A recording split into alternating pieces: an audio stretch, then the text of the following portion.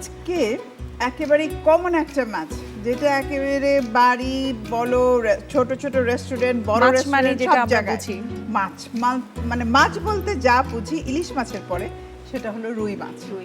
আজকে রুই মাছ দিয়েই আমি দুটো রেসিপি তৈরি করে দেখাবো। একটা হলো রুই মাছের দো ভাজা, আর আরেকটা হলো রুই মাছের মাথা দিয়ে মুড়ি ঘন্ট। ওয়াও, মানে মুড়ি ঘন্ট মানেই তো আসলে খুব মজাদার একটা জিনিস, মাছটাকে একটু মাঝে মধ্যে ডিফারেন্ট করে খাওয়ার। মানে মাথা মুড়ো যেটাকে আমরা বলি, সেই মুড়ো ঘন্ট সেটা সবারই খুব পছন্দের। তাহলে চলুন প্রথমেই আমরা দেখব রুই মাছের দো ভাজা। রুই মাছের দো ভাজা উপকরণ: তেল পরিমাণ মতো, মরিচ গুঁড়া 3 টেবিল চামচ, হলুদ গুঁড়া 3 টেবিল চামচ, লবণ পরিমাণ মতো, রুই মাছ 5 থেকে 6 টুকরা, পেঁয়াজ কুচি 1 চা চামচ, রসুন কুচি 2 টেবিল চামচ, ধনিয়া গুঁড়া 1 টেবিল চামচ, জিরা গুঁড়া 1 টেবিল চামচ, আদা বাটা 1 চা চামচ, পেঁয়াজ বাটা 1 চা চামচ, পানি পরিমাণ মতো, কাঁচামরিচ 8 থেকে 10টি এবং ধনিয়া পাতা পরিমাণ মতো।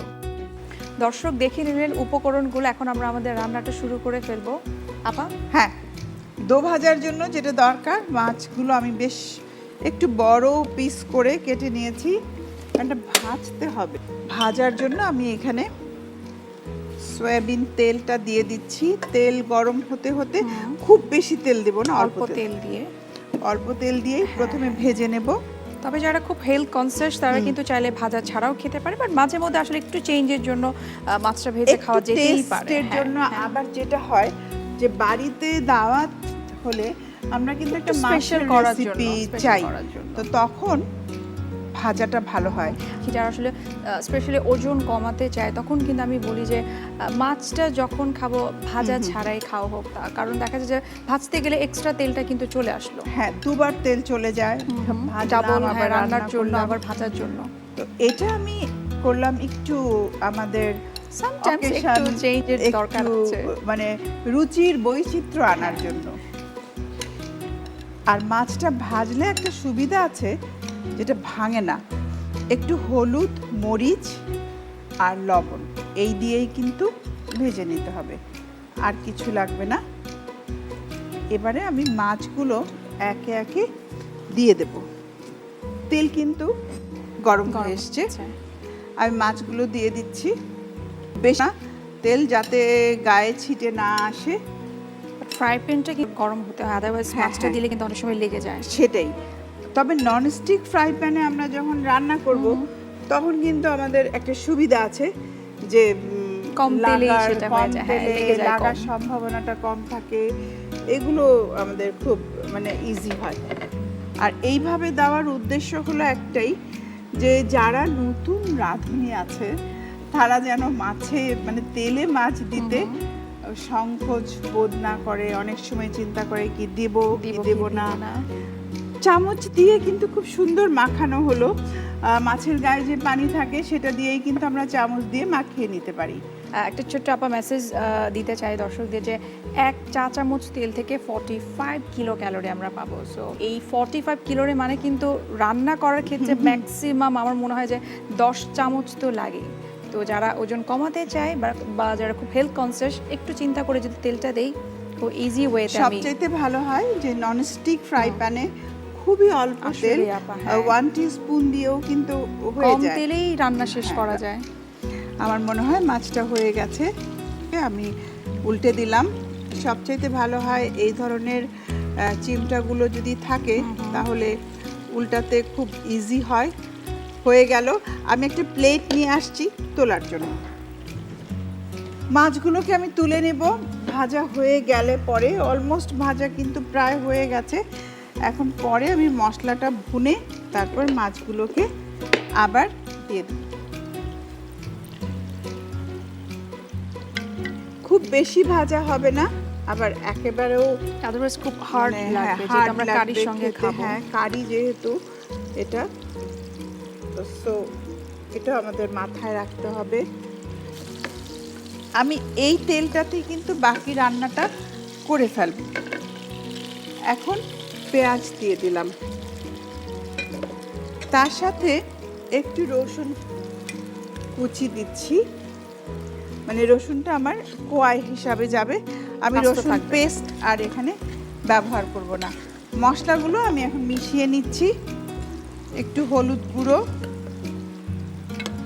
সামান্য মরিচ যেহেতু আমরা আগেই দিয়েছি অল্প দেব, একটু অল্প।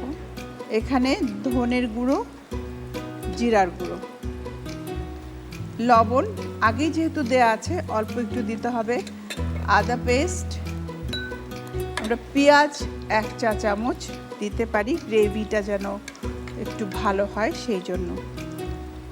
এখন পানি মেশাবো। পেঁয়াজ অলমোস্ট ভাজা হয়ে গেছে, পানি দিয়ে দিচ্ছি, এই পানিতেই হয়ে যাবে। মশলাটা জাস্ট ভাজা ভাজা হলেই মাছগুলো দিয়ে দেব। মশলা ভুনা হতে হতে আমরা নিয়ে নিচ্ছি তেল প্লাস্টিক রান্নাঘর থেকে ছোট্ট একটা ব্রেক, আমাদের সঙ্গেই থাকবে।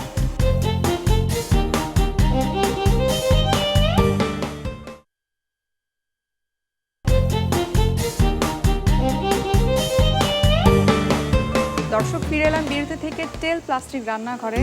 খুব মজার রান্না কিন্তু হচ্ছে, আপা গন্ধ বেরোচ্ছে। প্রায় আমরা এটা চেক করে ফেলি। অলরেডি হয়ে গেছে, টমেটো দিয়ে দিচ্ছি, টমেটো, মাছগুলো দিয়ে দেব। খুব কেয়ারফুলি দিতে হবে, মাছটা যেন ভেঙে না যায়। বাটতেও হবে ঠিক একই রকম ভাবে, মাছ যেন না ভাঙে। ব্যাস।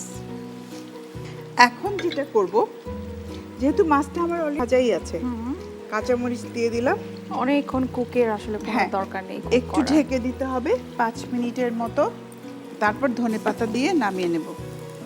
খুব বেশি কিন্তু মানে গায়ে গায়ে মাখা মাখা থাকবে, খুব বেশি ঝোল হবে না। এবং টমেটোর জন্য কিন্তু অটো একটা পেস্টি একটা তো ভাব থাকে, অবশ্যই টমেটো থাকবে। দিলে। আমি গেস্ট অ্যাটেন্ড করতে এই ডিশটা খুব পছন্দ করি, পারদর্শী খুব। আমাদের এবার আমরা এটা সারাদিনে তুলে যদি নিই। একবেলা যদি আমরা মাছটা রাখি, হ্যাঁ, প্রোটিনের কিন্তু অনেকটা চাহিদা ফুলফিল হয়ে যায়। ফ্রাই হয়ে এসেছে, বন্ধ করে দিলাম। ফাইনালি এবার পাতা। ধনেপাতা, কালারও চলে আসলো, টেস্টও চলে আসলো, আর একেবারেই তেলের উপরে উঠে এসছে। পেঁয়াজটাও সেদ্ধ হয়ে গেছে, এখানে পেঁয়াজ হবে আধা সেদ্ধ, আধা সেদ্ধ। টমেটোটাও পুরো সেদ্ধ, প্রতিটা বাইটেই তাহলে আমাদের লাগবে, তাই না? এক্স্যাক্টলি। আমি এখন ঢেলে নিচ্ছি।